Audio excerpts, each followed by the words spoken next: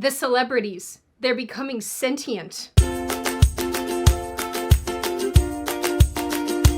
Hi, my name is Sydney. Welcome back to hell. I'm so sad you cannot see this entire little background because over here is this cute little ghosty boy, but I couldn't shift the screen enough to get him in shot, but he's so cute and he keeps blinking and it's adorable. Anyway, hello guys, just a quick one. The tea is still on sale on my website for 50% off the 3 flavors, Earl Grey, New York Breakfast, and Emerald Green.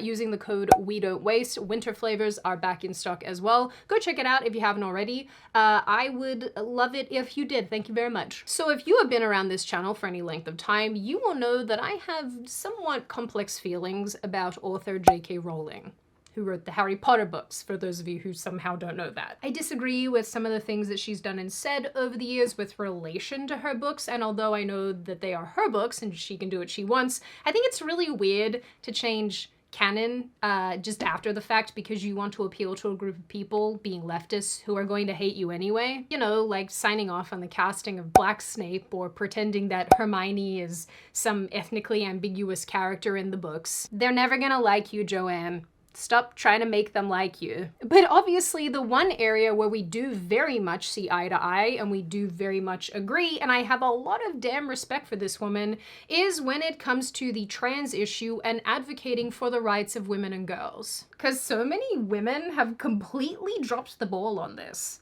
Feminists, what are you doing? Anyway, as most of you know, it's become incredibly trendy to lash out at JK Rowling for years now over her vocal stance on women's rights. She thinks we should have them, just to be clear. I love that for her. Well, for us, really, because nobody wants to wear a burqa less than me. Although, actually, this is less about wearing the burqa and more about seeing penises when we go into women's locker rooms. No, no, no, none for me, thanks. What's really sad and interesting is that some of the people attacking her most have been past and present Harry Potter actors and actresses, such as Daniel Radcliffe and Emma Watson. Regardless if you like or dislike JK Rowling, I do think it's pretty poor form for Harry Potter alums to be bashing her so they can win some points with the trans lobby. I'm here for all of the witches. Shut up, Emma. Shut up, Meg. So admittedly, it came as a bit of a shock recently when actress Keira Knightley more or less laughed in the face of said lobby, sort of on Joanne's behalf. Joanne being JK Rowling, that's her actual name. And if you don't know who Keira Knightley is, she acted in the Pirates of the Caribbean franchise and about 50 other movies. If you don't know what Pirates of the Caribbean is, I don't know what you were doing for the majority of the 2000s. They weren't just movies. It was a lifestyle. Don't act like you guys don't say, "But why is the rum gone?" whenever someone mentions rum in conversation. Don't even lie to me. Anyway, in mid-October 2025, Knightley was cornered by a reporter during a press junket for her new Netflix thriller, The Woman in Cabin 10, which I actually watched the other night. It definitely had some issues, but it wasn't bad. Knightley, who will be voicing Professor Umbridge in the Harry Potter audiobooks, was asked if she was aware that fans were calling for a boycott because of JK Rowling's stance on trans issues. Saw you're voicing Professor Umbridge in the new Harry Potter audiobooks. I was wondering, are you aware that some fans are calling for a boycott, given JK Rowling's ongoing campaign against trans people? I was not aware of that, no. I'm very sorry. You know, I think we're all living in a period of time right now where we're all going to have to figure out how to live together, aren't we? And we've all got very different opinions. So I hope that we can all find respect. You can just tell that she's incredibly over this. Like, why are you asking me about this unrelated random thing that has nothing to do with the reason I'm here? This facial expression is a representation of how I feel every day of my life, honestly. Because what the frick? Frankly, she's being a lot nicer about this than these clowns deserve.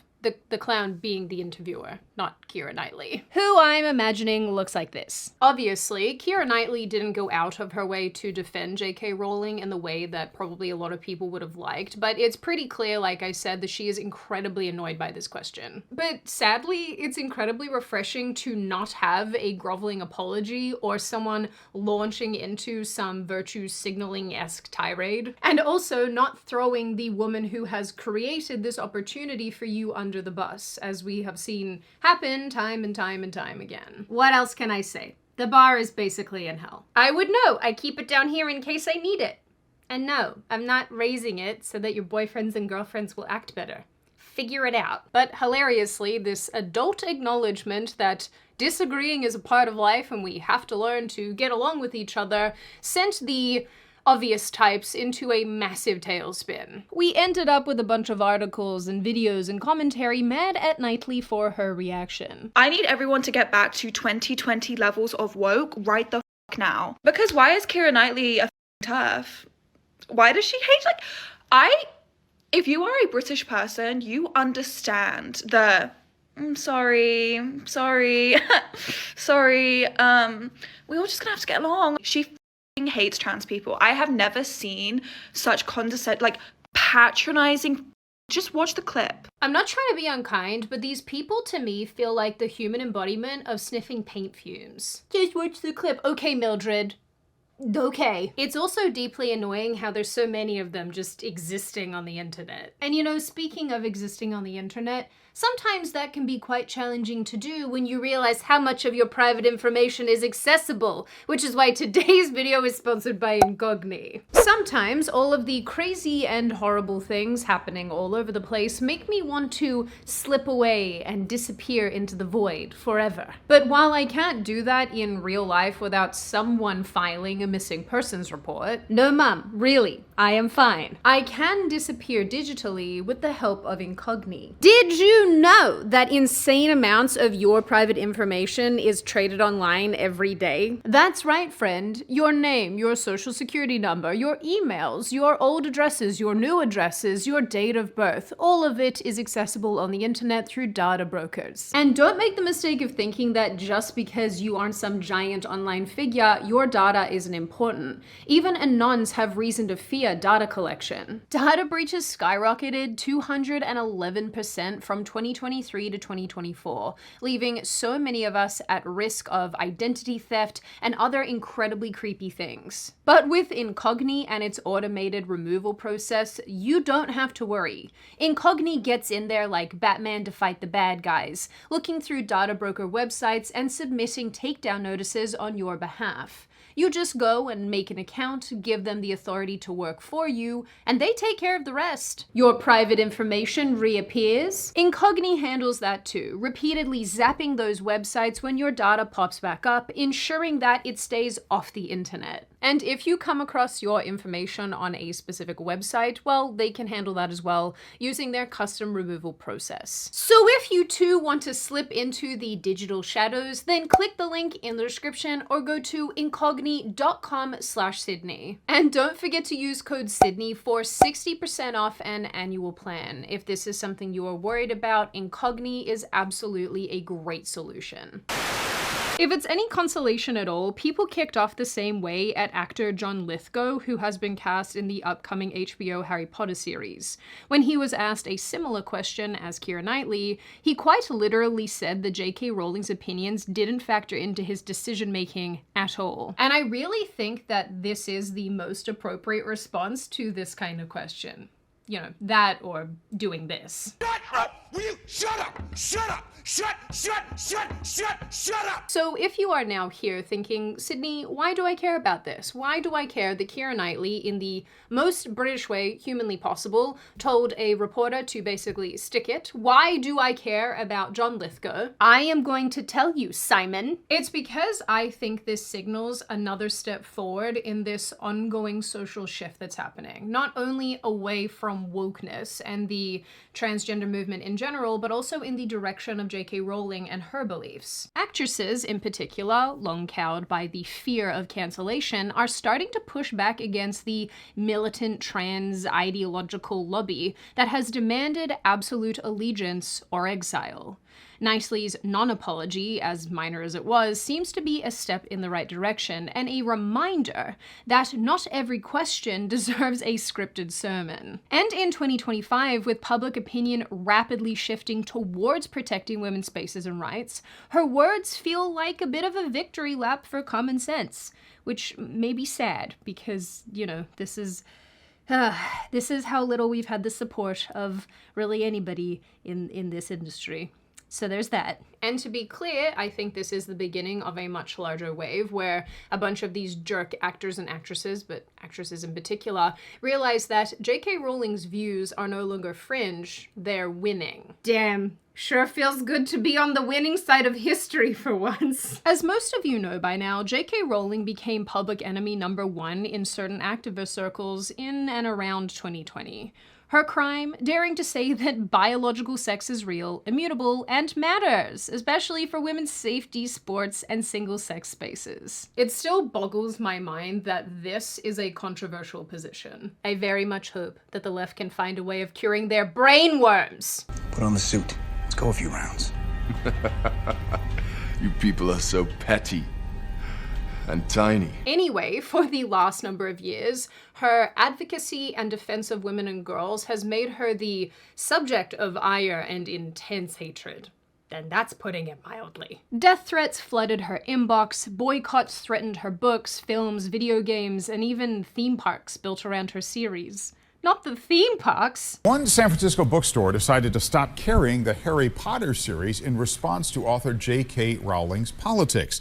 The tipping point was Rowling's decision to use income from the book series to start an organization called the JK Rowling Women's Fund. Celebrities piled on, with Harry Potter alums like Daniel Radcliffe and Emma Watson tweeting in solidarity for trans rights, throwing her under the bus if it meant that they could better virtue signal. The media amplified all of this, painting Rowling as a bigot while glossing over the nuances and truth in her arguments. Meanwhile, this avalanche of women who are screaming for our spaces back along with her have been painted in not the nicest way. So, I don't know, I guess we're all demons to these people. But fast forward to 2025, and much of the forced support for the transgender lobby has fallen away. As I like to keep reminding you all, as I like to keep saying over and over and over again. What can I say? Put a fork in us. We are done. If you're in public and you are about to ask a stranger if they are transgender or not, stop yourself! Don't do it! Shut up!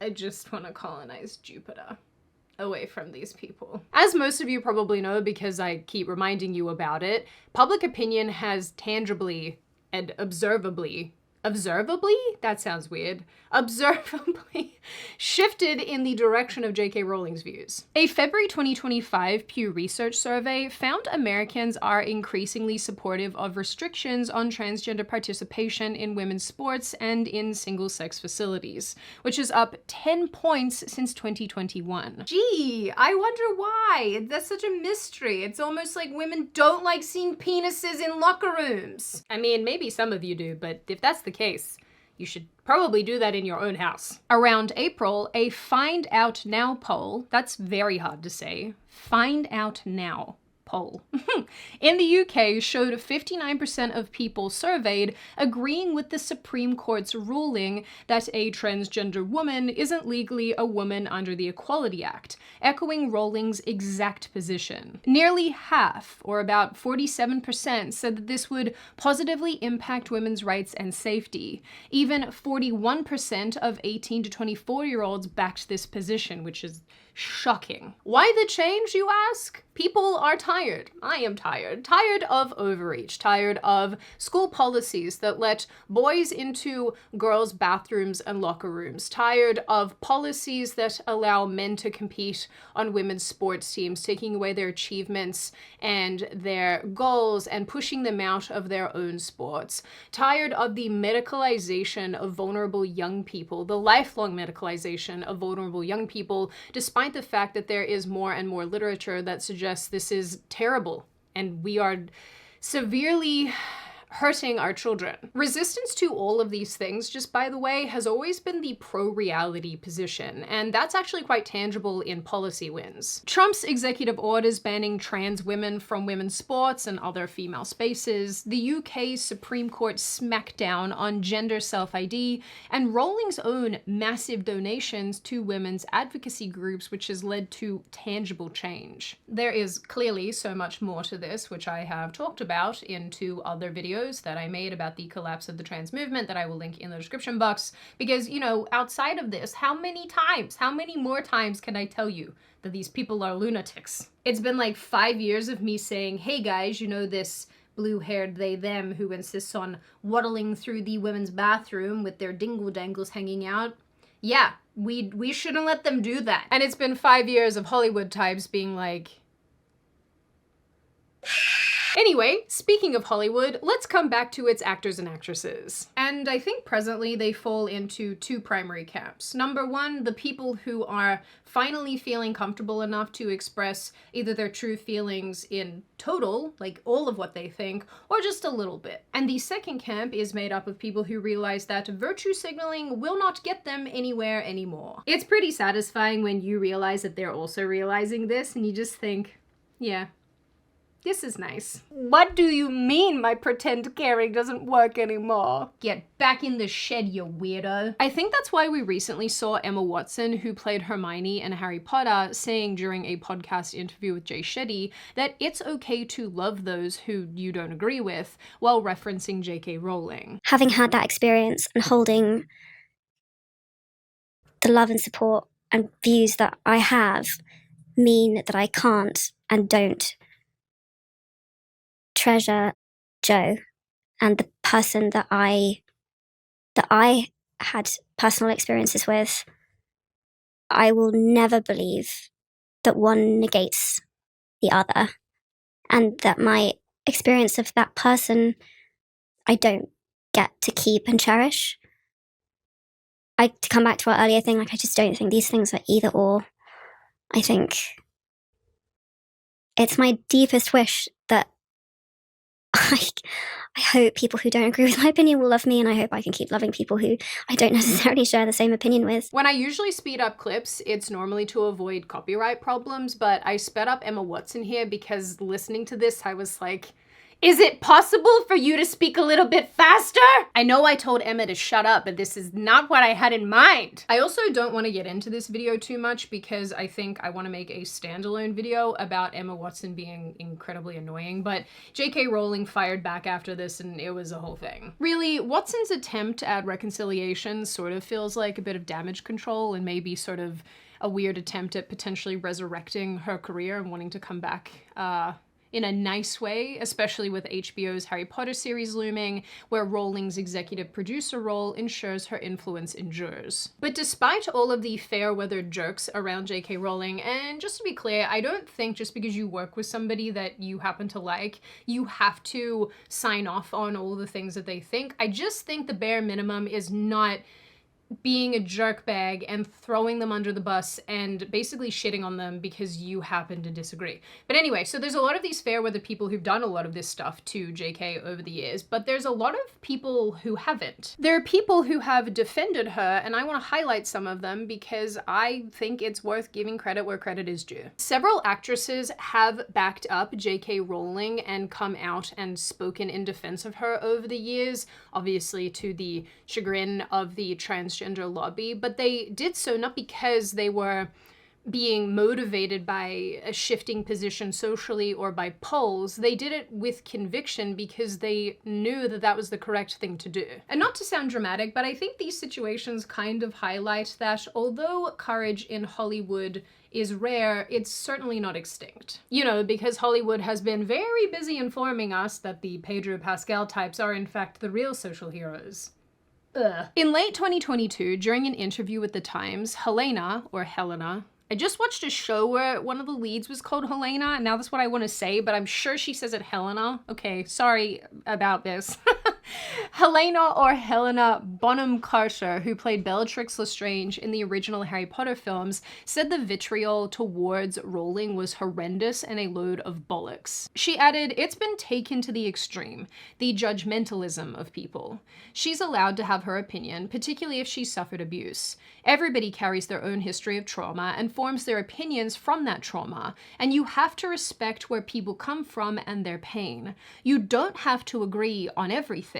That would be insane and boring." Yes, remember when we used to be able to disagree with each other without being name-called? And accused of trying to lynch trans people with our words? Well, that actually hasn't existed at all during my adulthood, but I'm sure it did for the boomers and the Gen Xers. You better trade places with me, boomies. trade places. Similarly, Ivana Lynch, who depicted Luna Lovegood, defended JK Rowling in a tweet in 2020, which she was then bullied into deleting. Later in 2023, she followed up by explaining, "Jo," meaning JK Rowling, "is an advocate for the vulnerable. I was surprised by how angry people were. I do wish people would just give her more grace and listen to her." Lynch, who battled anorexia in earlier life, credits Rowling's books with her recovery, expressing shock at the vitriol towards her former mentor. Actress Frances Barber, whose 2020 open letter in the Sunday Times, signed by 58 creatives including Tom Stoppard, blasted the onslaught of abuse against Rowling as insidious, authoritarian, and misogynistic. Barber has been unwavering in her support for JK Rowling, tying all of this to free speech and saying that it isn't about trans rights, it's about silencing women, which, to be honest with you guys, is such an accurate portrayal of what so much of this has been and is about. Even Noma Dumezweni, who, for those of you who don't know or who don't remember, played Hermione, and obviously Noma is black, but she played Hermione in the stage production of The Cursed Child and was majorly backed by JK Rowling in this. Like, JK Rowling came out swinging for this woman, saying, "I never specified that Hermione was white. She's, you know, ethnically ambiguous, so this casting is perfectly fine." She, like, really went to bat for this woman. This woman, Noma Dumezweni, basically had support and was publicly supportive of JK Rowling in 2020, and then once again, under the pressure of the trans lobby, retracted her statements, which is incredibly disappointing and sad. I think these women, in conjunction with Keira Knightley actively being like, "I don't care about this issue, please stop asking me," and Emma Watson's recent flip, really does signal a bit of a reckoning. Hollywood's trans orthodoxy is starting to crack under reality's weight. And I think we're going to see a whole lot less commentary about it from Hollywood types, or they're going to go in the opposite direction and pretend that they supported JK Rowling all along. Declaring someone a TERF or anti-trans because they didn't want to join your team or go along with the insanity over the last number of years definitely played a role in causing people not to speak out because they were very afraid of these monikers. But as time has gone on and trans activists have gotten more and more insane and unhinged, people stopped caring. People really are just no longer concerned with being name-called and labeled like this. I am proud to say I never cared.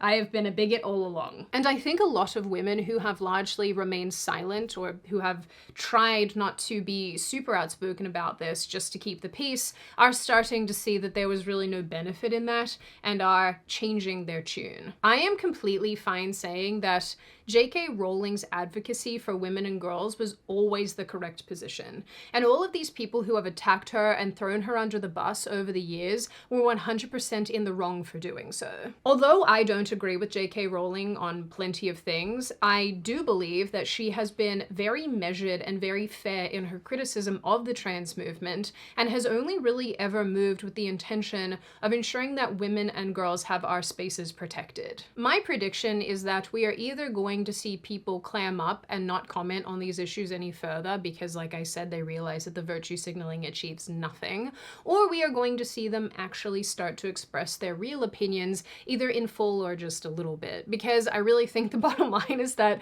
Hollywood is realizing that its advocacy for certain leftist positions is not a winning position to have, and that audiences are sick and tired of being lectured to. We already know that major Hollywood studios are starting to move away from the DEI stuff and wokeness in general, and I think that as a result, we are going to see that play out with actors and actresses as well, who are probably going to get their marching orders to shut up and stop doing this. Ultimately, I think that the women who have defended JK Rowling in the past are very cool for doing so, and I think it takes a lot of courage to stand out and stand up when no one else is willing to do that and to defend somebody who is kind of out on their own.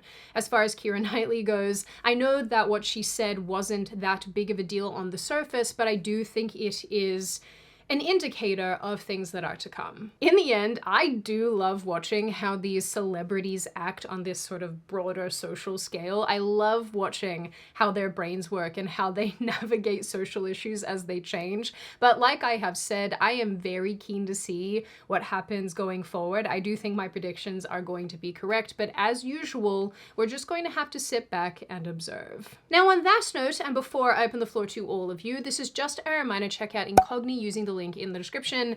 I am very grateful that I have my Incogni account, so if this is something that worries you, the data broker thing, your information being everywhere, you being so Googleable, absolutely check them out. I promise you won't regret it. Now I open the floor to all of you. What do you all think? Do you think that JK Rowling is going to be proved correct on a long enough timeline? Do you think that more actors and actresses are going to start joining her and defending her publicly? What do you think of Keira Knightley's response to the question she was asked? Do you think that it was representative of a person who is just so sick of this trans issue? Do you think that she really didn't have an answer and she really didn't know? What do you think of Emma Watson's video? Do you think that she is trying to backpedal all of a sudden for some reason? What do you think of the women who have previously defended JK Rowling? Do you think that that's very brave and courageous, or do you think that's just how you act towards somebody who's given you a massive job opportunity? And what you generally make of this issue overall. As always, if you have made it this far in the video, congratulations. I always like having you along for the full ride. If you are new here and you're not subscribed already and you would like to see more of me and more of this kind of content, feel free to subscribe to the channel, as well as leaving this video a like and a comment, because I do read the majority of them, but I like hearing your feedback. Of course, as I always say, I hope you little chickadee noodle people stay safe and well and make good choices, and